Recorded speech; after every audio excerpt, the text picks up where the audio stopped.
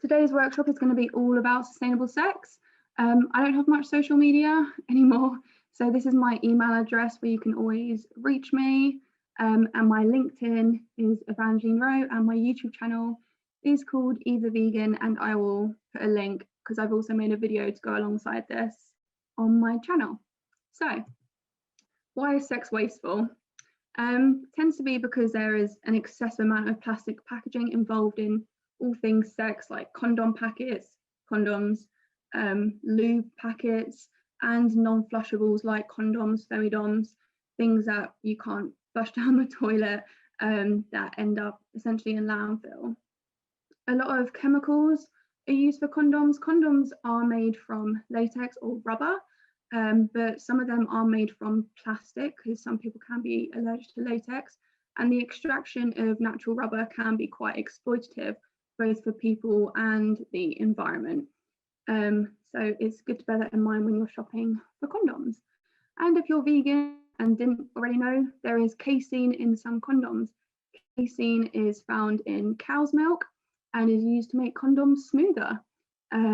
So yes, best to avoid condoms with casein in if you are vegan. And then of course there's e-waste, so electronic waste from things like electronic sex toys, especially battery powered sex toys that often don't get recycled properly and just get thrown into landfill rather than being embarrassed going to the recycling centre and putting it in the electronics recycling. A lot of people just throw them away in their black bin, which is obviously very, very bad, especially when they're a landfill because they leach all sorts of nasty things. Poor quality and plastic sex toys and accessories often break and are just not the best quality and so are just very wasteful. But of course, your sexual health and safety comes first, so it's good to bear these things in mind, but equally, if you have no other option, then carry on. So I've broken this into hormonal and non-hormonal contraception because I found that was the easiest to divide. So I haven't mentioned the pill simply because I think most people in the UK, at least, use the pill the most, I should think, for contraception. At least a lot of people I know use the pill. So here are some alternatives.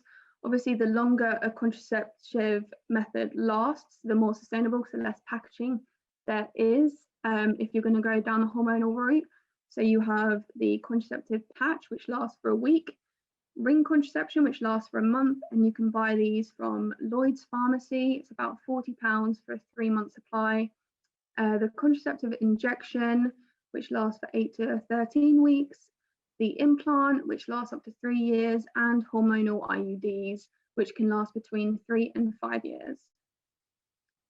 And then for your non-hormonal contraception, so copper IUDs act as a spermicide. Copper acts as a spermicide, and these can last for up to 12 years. They're a really great long-term solution for preventing pregnancy. But obviously, none of these things are barrier protections, and so will not protect against any STIs or STDs. Then there's a diaphragm or a contraceptive cap, which sits on top of or like blocks your cervix from any oncoming sperm. You're supposed to use these with spermicide. The spermicide often isn't vegan, but you can find vegan spermicides. Diaphragms and caps, actually the picture here is of a brand called the Kaya diaphragm, which I personally use and I really like. Kind of fold it in half, it's got little grips and you know, it's really great. Diaphragms and caps are usually made of medical grade silicone, kind of like menstrual cups. And so if you look after them, they last for up to 10 years. So they are reusable. But bear in mind that if you're using this kind of barrier protection, you need to leave your cap in for 6 hours after having sex. So it's best just to like sleep in it. It can stay in there for 24 hours, but remember to remove it. Luckily, because it's medical grade silicone, it's not going to do too much damage, but it's obviously if you leave it in there for days, it's not so great. But yeah, you need to leave it in for 6 hours afterwards to make sure that any sperm living in there has died before you remove it. And then you have condoms. There are some really great sustainable alternatives, well, just condoms in general, sustainable condoms. Some brands include Glide. Hanks is a really great brand. Hanks makes both condoms and lube. and they are fair trade rubber, which is really great. And they're all vegan and all great company, got loads of great stuff on their website as well. Unique Plus are latex-free condoms, Sustain Natural, and Sir Richard's condoms are also all great sustainable condom brands. And then of course you have more natural birth control methods like cycle tracking. You can get cycle tracking apps on your phone, even the Apple Health app, you can track your cycle. But anyone who wants to use that as their primary form of birth control, there is the Daisy comp, a bit more pricey. They're more like £100+ and they're basically a thermometer attached to a little machine, and when you wake up every morning you take your temperature, and when you are fertile and ovulating your temperature will be slightly higher and it will track that. And the longer you use these devices for and the longer you track your temperature, the more effective it will be. And it just basically tells you, like, green light, yeah, go have sex today, it's all good. Red light, no, you're fertile, don't have sex. And that basically comes in with abstinence. If you don't have sex, you're probably not going to get pregnant. So it's all good there. You can do the cycle tracking yourself with charts if you want.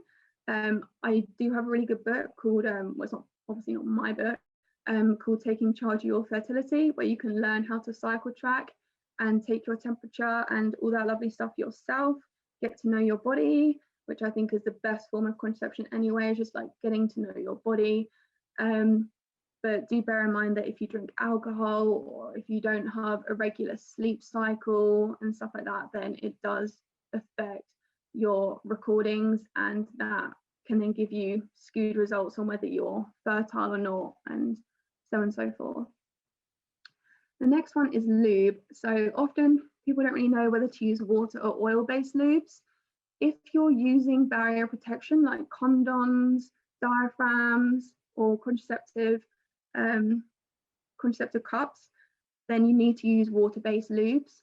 The oil in the oil-based lube reacts with the latex and weakens it significantly often, and you can lead to your condom breaking, and no one wants that. So use water-based lubes if you're using barrier protection. Otherwise you can use oil-based lubes. You can get some really great vegan and cruelty-free lubes, such as Hanks. Again, they make lots of lubes, which are also a bit more natural, and you can buy different volumes, and so you reduce the packaging. And that way, obviously, if you buy something in a larger packet, like volume wise, then you get more product per packaging, so it works out slightly more sustainable. And there is another brand called Yes Yes Yes, which makes oil, water, and anal lubes, so literally lube for anything, and they're also a really great sustainable brand. Next one is sex toys. So the first thing is to just use what you already own. If you look after your sex toys, they can last a long time, no matter how cheap they are. You know, you can use rechargeable batteries if you've already got battery powered sex toys, it's fine. Keep them, don't get rid of them. But there are some really great innovations in the sex toy realm nowadays. So we have bioplastic. So there's actually a bullet vibrator that is made from bioplastic and is completely biodegradable, industrially biodegradable. It can be industrially composted, but obviously not in your back garden compost. But it is a really awesome solution to, well, a lot of sex toys being plastic. Some really great alternative materials include glass. The glass is usually like a Pyrex blend, but you can literally drive a car over glass dildos or glass butt plugs or whatever, and they won't break. They are so strong, so don't worry about them shattering. A lot of people ask me, they are easy to break, they're not easy to break. And you can use any kind of lube on a glass sex toy without it reacting in any way. So that's a really great alternative. And also just glass is a easy material to recycle and just a better material in general for long lasting sex toy-ness. And then there's wood. There are some really great artisans out there that literally make like really beautiful wooden sex toys. If you just have a look on Etsy and places like that. But yeah, they obviously have a varnish on, but I mean, they're all waterproof and lovely, and they can be really, really pretty, and they are a lot cheaper now than they used to be. So they're kind of the same price, I would say, as your normal sex toys from, say, Love Honey, big brands like that. And then the next thing is to buy rechargeable sex toys rather than battery powered sex toys, because simply batteries aren't that great, and using something that's rechargeable is a lot better. A lot of them are USB rechargeable. So some examples are Leaf. They use rechargeable sex toys, and they've got a few different options. And Lilo, as soon as you go on the website, you just want to buy everything. They have such good marketing.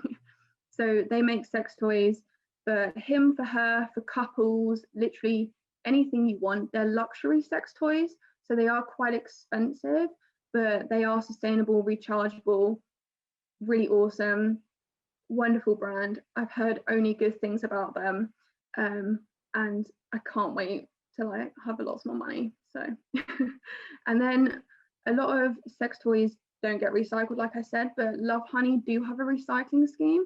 If you literally just Google Love Honey recycling sex toys, there is an address where you can post your sex toys to them, your used sex toys, and they will recycle them for you and make sure that they get recycled for you.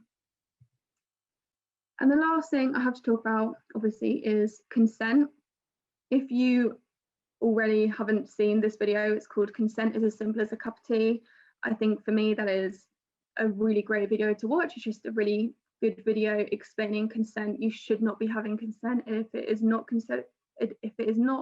consensual with everyone involved, no matter how many people there are. And if you want to use hormonal contraception, I would definitely recommend talking to your doctor first. And if you have multiple partners, or even if you're just starting out in a monogamous relationship, definitely go and get a checkup at the sexual health clinic. You know, it's not as scary as you think, and it's just really important to look after your sexual health. If you are between 13 and 24 years of age in the UK, you can get a C card. You can get these at school, at your local GP circuit, at your local GP. And essentially a C card is a card that you get stamps on, and you can go into your local doctor's surgery and pick up a bag of condoms and lube. There'll be, I don't know, 15 condoms and 5 packs of lube or something in there, and you use them and you get a stamp. And when you've got 3 stamps, I think it is, you have to talk to a sexual health professional, just to ensure that you're having safe, consensual sex between those ages, just to help make things like condoms a lot more accessible for people who probably you wouldn't usually see in the supermarket, walking down the health aisle picking up boxes of condoms.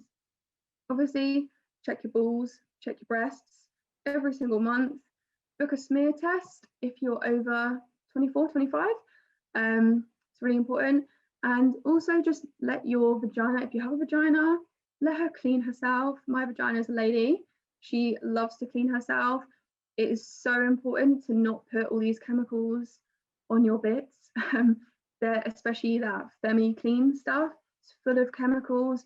Honestly, your body is so smart. Your body knows how to balance its pH. Your body knows how to look after itself. And we are very privileged as people with vaginas, well, as a person with a vagina and other people with vaginas, to have something that is literally self-cleaning. And when you start putting soaps and chemicals on that, you disrupt that, and so it doesn't work as well, and it's important to look after your body. And that is it. So thank you for listening.